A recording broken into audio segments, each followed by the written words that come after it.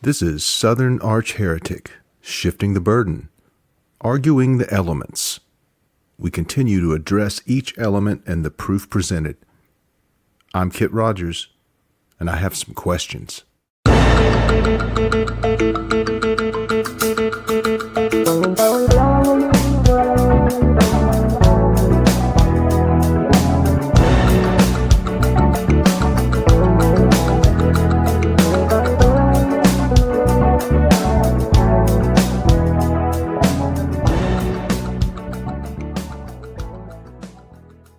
Welcome back to my Shifting the Burden series, where the proof for the existence of God is placed into a criminal trial setting, and the burden is on the believer to prove their case beyond a reasonable doubt.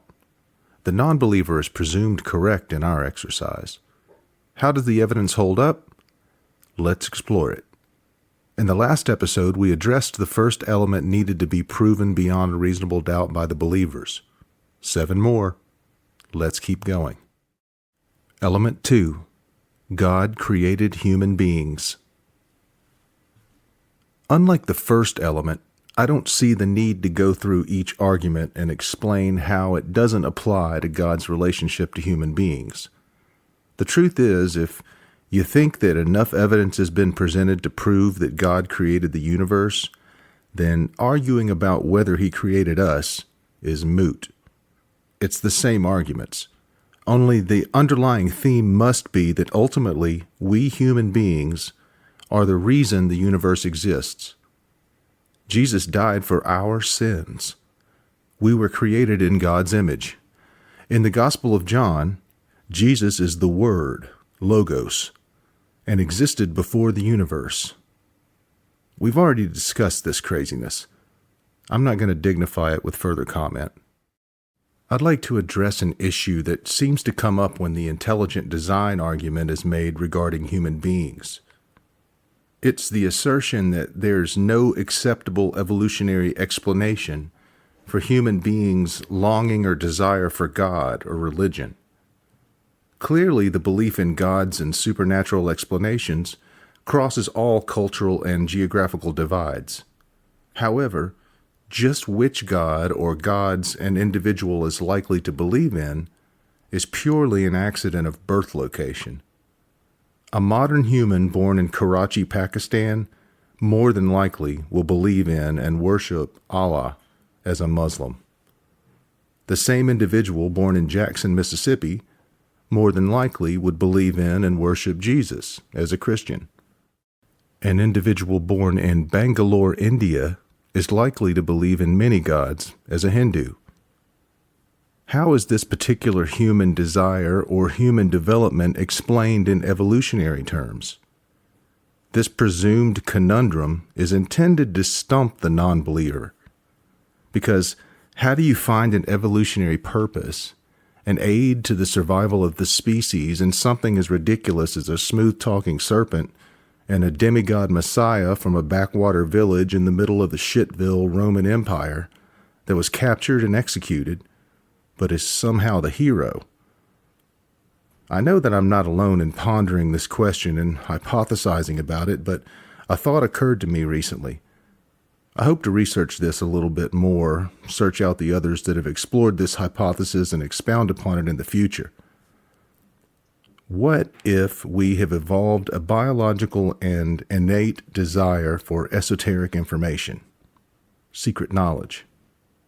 My thought is that early humans, living mostly in familial groups, would depend upon the knowledge passed down by the most experienced.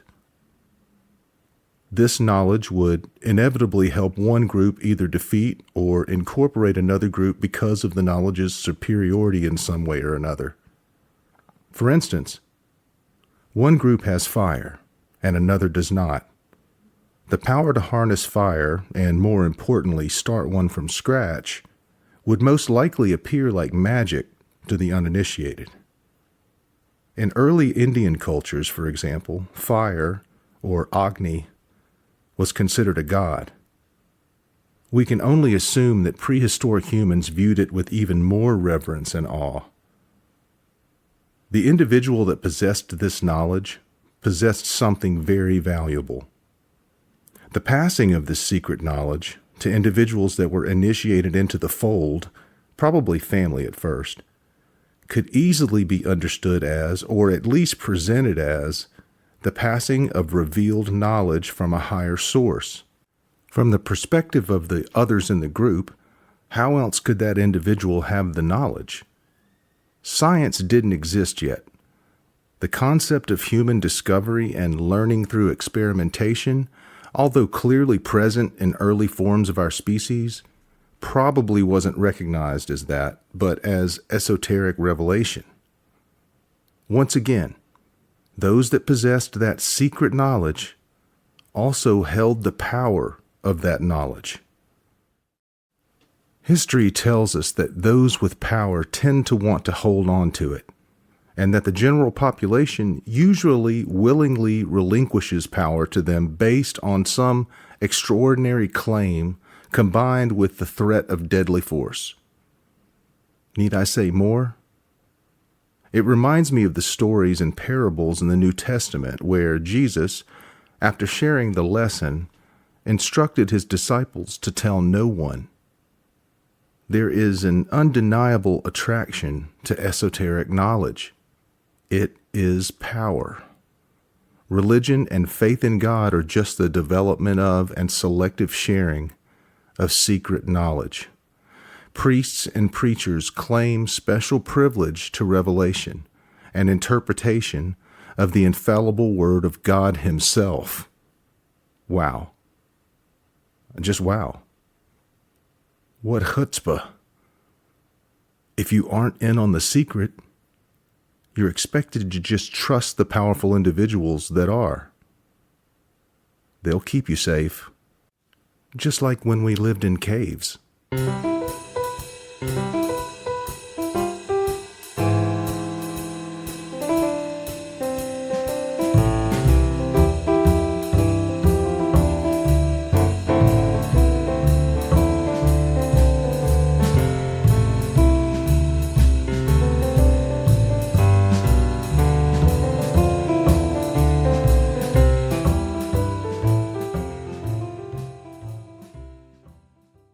Element 3. God actively participates in the functioning of our universe. The active micromanaging God is the most interesting element to me. To suggest that there is some invisible peeping Jehovah watching my every move and listening to my every conversation and reading my every thought, just like Santa Claus or Mark Zuckerberg, in my estimation requires balls that would qualify as objectively large and magnificent. We're talking an American Brahmin bull-style golden scrotum, trimmed and smelling of rose petals and a virile but tantalizing musk. A celestial voyeur that is judging my every thought and move is just creepy. Why would anyone want that? I guess the evidence of this would be in the miracles and in the testimonials of individuals who claim the ability to feel the presence of God, or Jesus, or saints, or dead relatives, or Elvis. I can't express how little credibility an individual that claims to hear voices that I don't hear has with me. I may be aging and my hearing may be damaged from loud music over the years, but I'm not deaf yet. And just as I stated in the prior episode discussing this matter, I can think of no situation where an individual that claims that another entity is communicating with them and guiding their decisions wouldn't be considered unstable and possibly dangerous. Unless, of course, that individual claims it was Jesus, or God, or Yahweh, or Allah. If it was any of those guys, we're not allowed to presume psychosis. It's just faith in some dangerous nonsense. And for some reason, we give it a pass.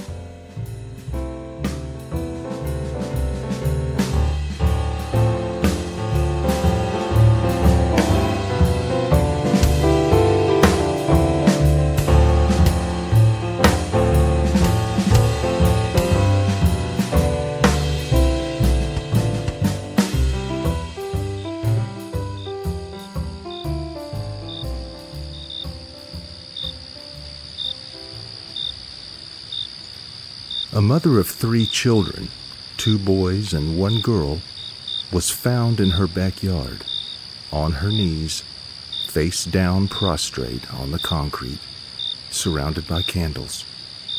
There was a large crucifix with a realistic sculpted bloody Savior nailed to the privacy fence. The shadow of Jesus' hanging head was thrown large and distorted on the frosted top of an outdoor table. The table was set with a glass of red wine and several vials of scented oil neatly arranged on a cotton handkerchief bearing a hand-embroidered golden cross.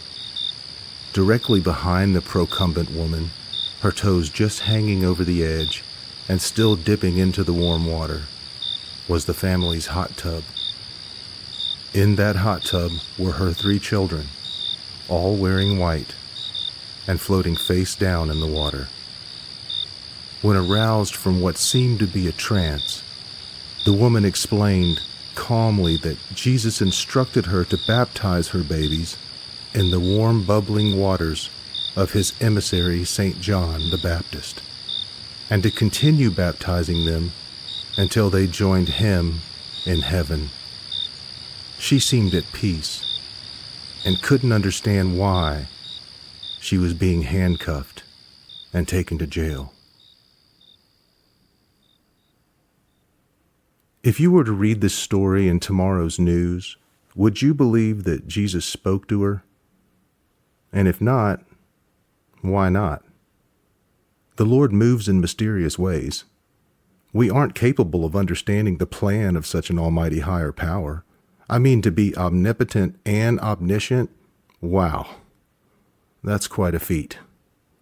By that I mean it's literally impossible. If God already knows what is going to happen, i.e. omniscient, then the future is predetermined and he is powerless to change it, which means he is not all-powerful, i.e. omnipotent.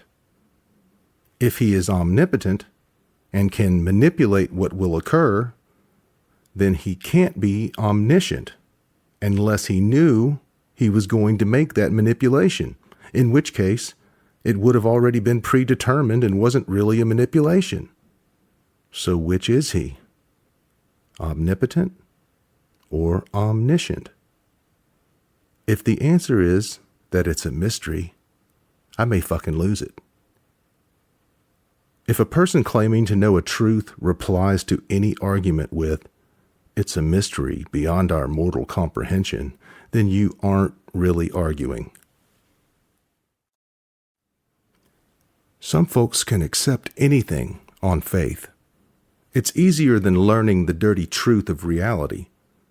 But if you skip out on what's difficult or messy or ugly, you also miss out on what's exquisite and awe-inspiring and beautiful about this life of ours. Don't let some anecdote about God's or Jesus's intercession in an individual's life, even if that individual is a person you love and respect, persuade you of anything without further inquiry. Remember, inquiry was one of the first human acts. Consider the first human request for details from God. God's response was to severely punish Adam and Eve by making them mortal. That's pretty harsh. In the Genesis case, the elements of first-degree murder are met easily against God. He intentionally and with premeditation caused the deaths of Adam and Eve. It's the world's first double homicide. All Adam and Eve really discovered was that they were naked and exposed and maybe should think about protecting themselves. How dare they? Maybe you've heard the devil is in the details. I don't believe in the devil either. Please, Jesus, provide me with some freaking details.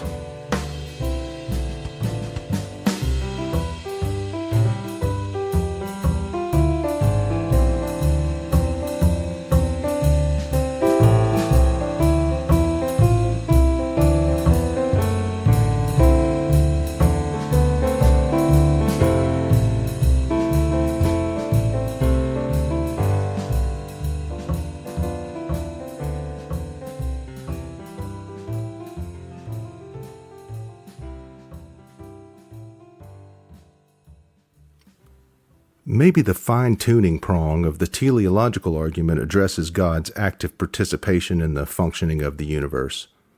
I assume we're past the childish tropes of God causes the sun to rise and the sun to set, etc., as legitimate arguments for his constant and total control, because he's got a plan and stuff. It's a mystery. What do you expect? If God is still fiddling with the knobs, maybe he can reach for the one that keeps lighting our west coast on fire and drowning our east coast. I just thought maybe offering up a little prayer/wish/suggestion might grease the wheels. It's like a prayer chain. If you listen to this podcast and you pass it on so that 5 more people listen to this podcast, our prayer to douse the annual blaze on the United States West Coast will be answered. Or it won't. Miracles would be pretty good evidence of God's ability to manipulate our reality. Miracles, to me, are suspensions of the natural order, a halting of biological processes, or extraordinary anomalous phenomena. What is our proof of miracles? We can't rely on the accuracy or truth of anything in the Bible. I must believe that if a true miracle, as in magic witnessed and possibly recorded, was proven to any reasonable group of skeptics, we'd hear about it. It wouldn't be just rumors and first-hand experiences of individuals with no truly independent corroboration. For Christ's sakes, we have cameras going non-stop these days. Honestly, it takes a special kind of vigilance just to avoid being on camera. Where is all the proof of God's miracles? I know once again I may be beating that proverbial dead equine, but why is God so damn secretive? If our loving and all-powerful God wants us to succeed in joining him in everlasting life, why doesn't he reveal himself? I mean to folks like me, the ones who aren't willing to accept extraordinary claims without extraordinary evidence. It's like he wants us to fail. What a dick. Why would you worship someone like that?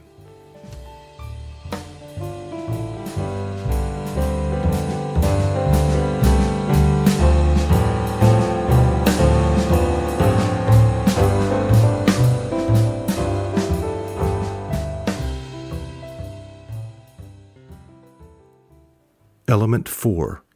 God intercedes in the affairs of human beings and communicates directly with them on occasion. Well, how about prayer? Prayer works. I've read it on a t-shirt, and I've seen it on a billboard. I love the church signs that post those witty sayings. They're everywhere now. "This building is prayer conditioned" is a good one. "Sign broken, message inside" is one of my favorites. I especially like that one because every time I drive by that little country church, it's locked up tight and there's no one there. I reckon the message is a secret. There have been many studies performed attempting to test the power of prayer. They've all been massive failures when the goal was to test the effectiveness of prayer as it relates to healing. Some of the results that I've reviewed tend to show that directed prayer has the opposite effect on those that are made aware of the fact that they are the intended beneficiaries of those prayers. Obviously, there is probably a study that shows some type of correlation that benefits any argument you want to make, but whether or not those studies are reliable is questionable as well. Like they say, there's a study for every position and an expert to exclaim the efficacy of that study for the right price. We still must measure the credibility of that expert and the reliability of the study. I would bet the lease on my heavenly mansion that if there was a scientifically sound study that showed results concluding that directed prayer worked, and if that study could withstand the scrutiny of peer review such that it could be accepted because of the reliably derived results, every science prize available, including the Nobel, would be awarded to that individual or individuals responsible for the study. There are numerous Christian universities There are numerous religious universities around the world. No convincing studies? Weird.